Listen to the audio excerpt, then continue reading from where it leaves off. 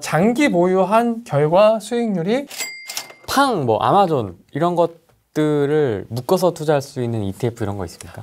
많이 있습니다. 요새 ETF 관심 네. 많잖아요. 사실 ETF도 제가 그 토마토TV에서 작년 10월부터 매일 한 종목씩 소개를 하고 있는데요. ETF도 이제 30개 종목 이상 소개를 했습니다. 사실 매일 아침에 전화로 연결해서 한 7, 8분 정도 방송하는데요. 얼굴은 안 나오시더라고요. 사진만 나오죠. 네. 저는 사진 좀 빼줬으면 좋겠는데 사진이 점점 커져요. 매일 종목을 하나씩 소개한다는 게 되게 쉬운 일은 아닙니다. 거의 이제 1년 다 됐거든요. 그러다 보니까 한 200개 종목 정도 소개를 했는데 제가 열심히 지금 공부한다는 뜻이기도 하고요. 가장 먼저 그래서 ETF를 소개해드릴 때 가장 먼저 알려드리는 게 대표 지수를 추정하는 ETF를 말씀을 드리고 있습니다. 우리가 흔히 얘기하는 다우존스 산업평균 지수를 추정하고 있는 ETF가 있습니다. 그게 DIA라는 다이아라고 하는데요.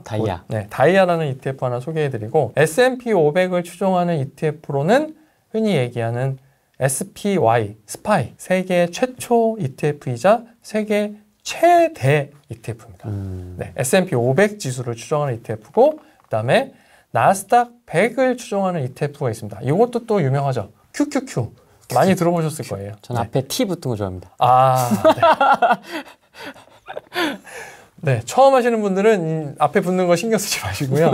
이거는 진짜 공부를 좀 하고 익숙해지시면 하셨으면 좋겠습니다. 처음부터 보시면 잠을 못 주무실 수 있어요. 네. 그리고 이렇게 3대 지수를 추정하는 ETF가 있고요. 그리고 미국의 이제 중소형 지수, 러셀 2000이라는 지수가 있는데 중소형 지수인 러셀 2000 지수를 추정하는 ETF가 있습니다. IWM이라는 ETF가 있어서 기본적으로 요 4개 ETF를 먼저 좀 살펴보시고 그리고 원하는 주식이 포함되어 있는 그 ETF를 확인하시고 투자를 하시면 좋을 것 같습니다. 그럼 비중 확인은 어디서 할 수 있나요? 네, 주로 이제 증권사에서 제공하는 MTS나 HTS에서 그 ETF가 어떤 종목을 가지고 있는지 확인하실 수가 있고요. 가장 편한 건 그 ETF.com이라고 미국 웹사이트가 있는데요. 거기 들어가셔서 원하는 종목명을 넣으시면 그 종목이 포함되어 있는 ETF를 리스트에서 쭉 보여줘요. 좋다. 그래서 거기서 클릭해서 몇 개 열어서 보시고 한 개 보시면서 그 경쟁 ETF도 또 알려주거든요. 그걸 같이 그 수익률이라든지 가격을 비교해서 보실 수가 있습니다. 영어 때문에 고민하지 마시고요. 사실 많이 알려진 회사들은 그냥 보시면 다 아시잖아요. 그리고 되게 정형화되어 있기 때문에 보시는데 어렵지 않습니다. 영어에 대한 울렁증과 공포증만 줄이시면 충분히 이용 가능한 사이트예요. 돈 버는 거 걸리면 다 합니다. 다 하실 거예요. 네. 그 어려운 원유 ETF, ETN도 하시는데 ETF 그냥 일반 ETF는 충분히 가능하십니다. IPO 주식에 투자하는 ETF도 있습니다. 그러니까 ETF에 투자하는 것도 좋은 방법이 되고요. 별의별 ETF가 다 있군요. 네, 그러니까 미국은 세계에서 가장 큰 주식시장이고 세계의 모든 자산에 투자하는 ETF를 가지고 있다 보시면 됩니다. 없는 게 없습니다. 좀 특이한 ETF 같은 게 있습니까? 흔히 ETF 하면 인덱스 펀드이기 때문에 지수를 추정하고 있는데요.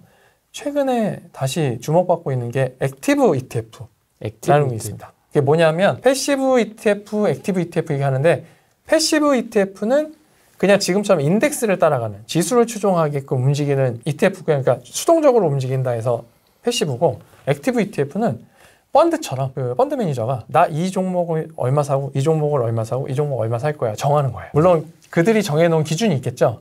그러니까 펀드처럼 기준 정해놓고 뭐 S&P 500에 투자하는 스파이 같은 경우에는 500개 기업에 대해서 다 투자를 합니다.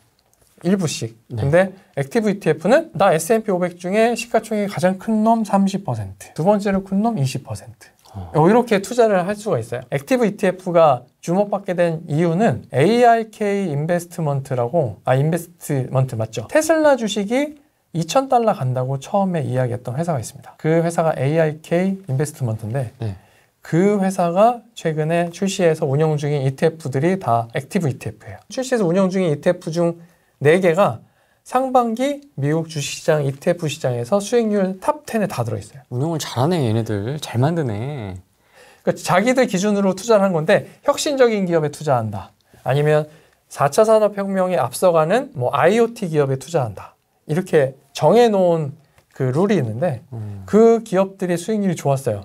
그 중에 하나가 지금 제가 기억하기로는 ARKK라는 게 있는데 ETF가 수익률이 40%가 가까이 넘게 나왔거든요.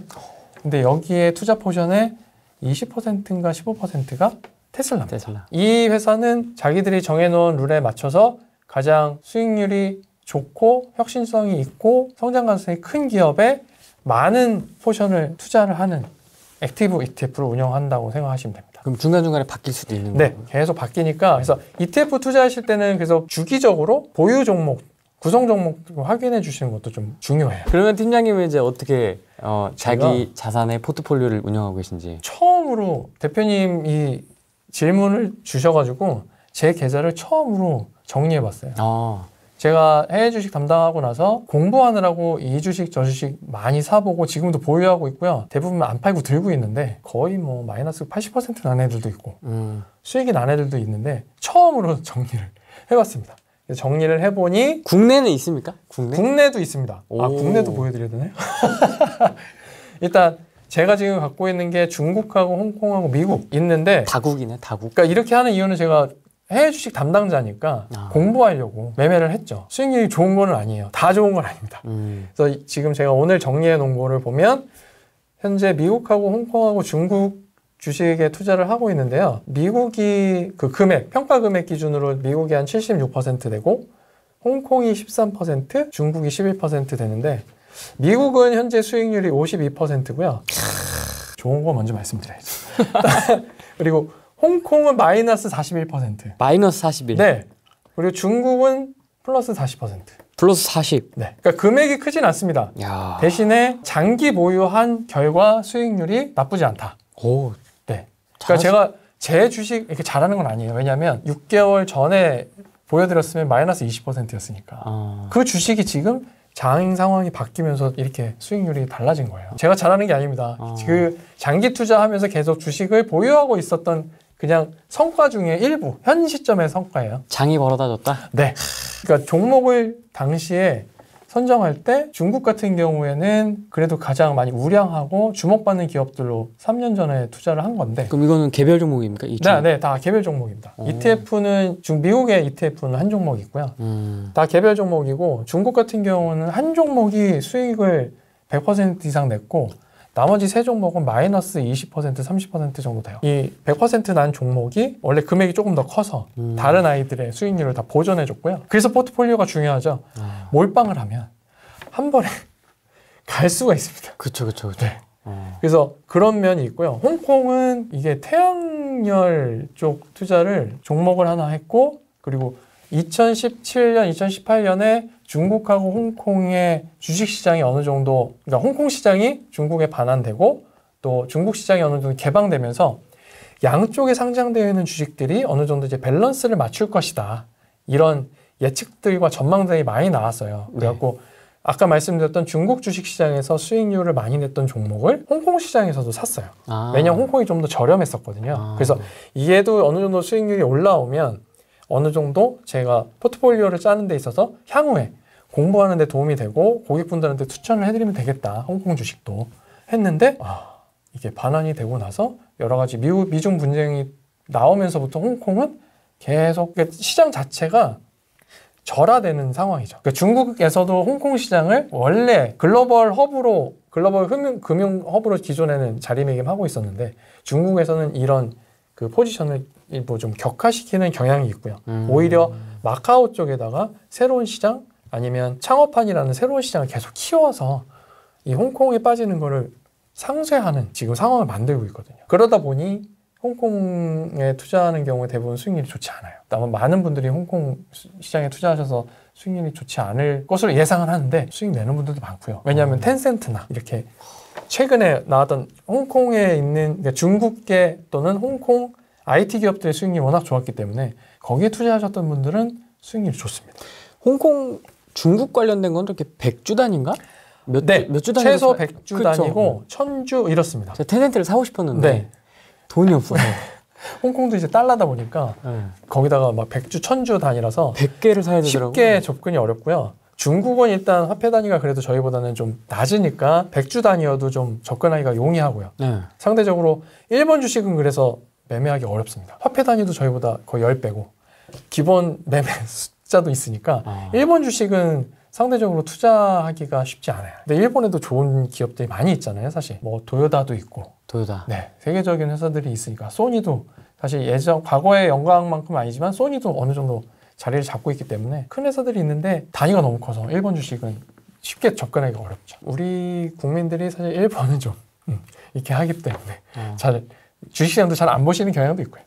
네. 아니 사실 뭐 안 보는 것도 있는데 몰라서. 네, 생각보다 정보가 없습니다. 사실 저는 뭐 다양하게 이렇게 좀 보는 건 괜찮다고 네. 보거든요. 뭐 베트남도 있고 네. 인도네시아도 있고 인도는 쉽지 않을 것 같긴 한데 어쨌든 인도도 있고 일본도 있고 네. 한데 좀 다른 국가들은 어떤가요, 좀 분위기가?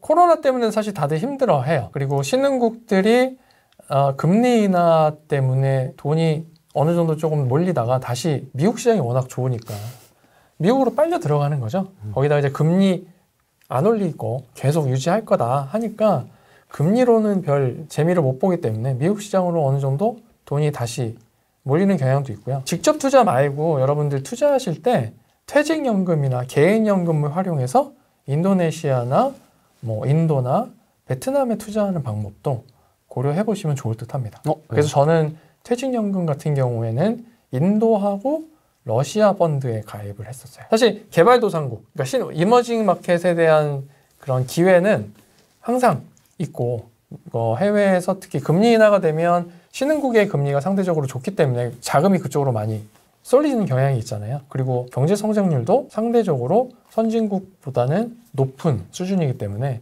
훨씬 기회가 많죠. 제가 지금 퇴직연금 운영하는 거는 인도 펀드하고 러시아 펀드하고 미국 IT 기업 펀드 이렇게 투자를 하고 있는데 인도랑 러시아는 코로나가 터지면서 좀 주춤하고요. 대신에 미국 IT 기업들에 대한 거는 지금 성장주가 계속 가니까 수익률이 좋고 대신에 코로나 터지기 전에는 인도하고 러시아 펀드의 수익률도 좋았습니다. 대신에 시장이 작아서 직접 투자하기는 상당히 쉽지 않은 시장입니다. 그러니까 국내 증권사를 통해서 인도네시아나 뭐 베트남이나 이런 데 투자도 가능한데 외국인 투자 제한도 있고요. 그리고 원화를 달러로 환전하신 다음에 이걸 현지 통화로 또 환전해야 되거든요.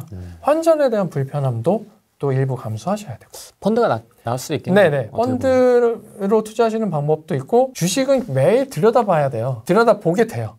근데 퇴직연금이나 개인연금은 펀드다 보니까 일단 가입을 해놓고 매일 들여다보진 않습니다. 잊어버리죠. 네. 그래서 잊어버리고 있다가 한 달에 한 번이나 뭐 분기에 한 번씩 증권사나 자산운용사에서 이제 뭐 리포트 보내줄 텐데 그거 보시면서 이제 리뷰를 하시는 방법이 장기적으로 투자하는 방법 중에 좋은 방법이라고 생각을 하거든요. 지금 상태로는 좋지 않으니까요. 코로나 때문에. 인도도 지금 뭐 그 확진자 수가 기하급수로 나오기 때문에 하지만 장기적으로 보실 때 그러니까 참고하시면 좋겠다 해서 말씀드립니다. 제 사례를 들어서. 돈이 너무 많다. 테슬라를 사고도 돈이 남는다. 뭐 애플을 사고도 돈이 남는다 하면 이제 그런 펀드나 돈이 너무 그러니까 내 시드머니가 너무 작아 이걸 어떻게 해야 될지 모르겠어 하시는 분들은 개인연금 또는 퇴직연금을 이용해서 소액으로 계속 조금씩 공부하는 차원에서 접근하시면 좋겠다 해서 말씀드리는 겁니다. 우리나라 주식은 안 하시죠? 아니요, 우리나라 주식은 하죠. 하세요? 매매를 막 하진 않습니다. 원래 증권사에 근무하면 국내 주식에 대한 매매가 제한이 많아서 하지는 않고요. 대신에 기존에 제가 보유하고 있는 주식이 배당을 주거든요. 그 배당을 가지고 다시 그 주식을 사고 있습니다. 네. 그러니까 예를 들면 예전에 근무했던 M증권사에서 과거에 근무할 때 매월 그 적립식으로 이제 자사주를 매입하는 그런 그 혜택, 복지라고 해야 될까요? 급여에서 일부를 자사주를 사게끔 빼줘요, 따로. 그럼 자사주를 샀었거든요. 저 오래 다닌 회사니까 우리 회사 주식 내가 사지 뭐 해서 당시에 주가가 700원, 800원. 네, 했었어요. 그리고 회사에서도 일부 보조를 해줘서. 그래서 그거를 갖고 있는데 연일에 이제 배당을 주잖아요. 그럼 배당이 나오면 그걸 가지고 다시 주식을 제가 샀거든요. 근데 그게 커지다 보니까 복리 효과가 나서 상당 규모로 이제 커졌고요. 그게 저의 어떻게 보면 시드머니가 돼서 그 돈의 일부를 지금 해외 주식 공부한다고 해서 해외 주식에 일부 투자를 하게 시작이 된 거고. 상장사에서 근무하면 그런 것도 좀 괜찮네요. 근무하는 회사에 따라서 여러 가지 그 복지 혜택이 있을 건데 다 똑같진 않겠지만. 네, 전 없는 회사들이 사실 태반인데요. 자사주를 살 수 있게끔 해주는 기업들도 있으니까 혹시 회사에서 자사주 매입에 대한 프로그램을 운영하신다고 하면 그렇게 해서 자사주를 계속 매수를 하시고 배당이 나오면 그거 갖고 자사주 더 매입하셔가지고 주가가 오르면 최고의 복지가 되니까 그런 것도 활용을 해주시면 어떨까 싶어요. 제가 그 당시에 700원, 800원, 900원에 샀던 주가가 당시 제가 명퇴를 했는데 나이 40에 그때 명퇴를 했습니다.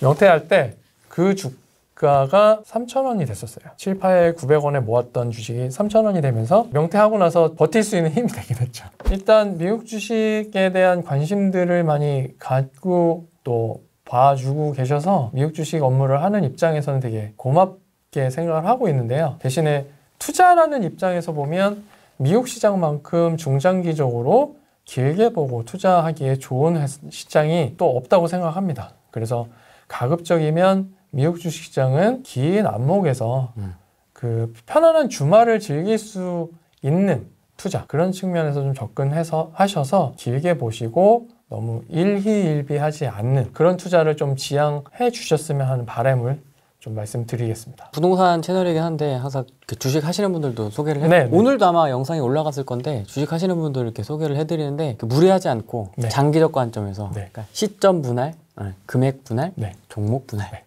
이런 형태로 좀 꾸준히 가져가시는 게 구독자분들께서는 그렇게 투자를 해주셨으면 정말 감사하겠습니다. 비욘드 미트를 먹든지 뭘 먹든지 네. 먹으면서 한번 알겠습니다. 좋은데요? 진행해 보도록 하겠습니다. 네. 고맙습니다. 오늘 시간 내주셔서 고맙습니다. 고맙습니다.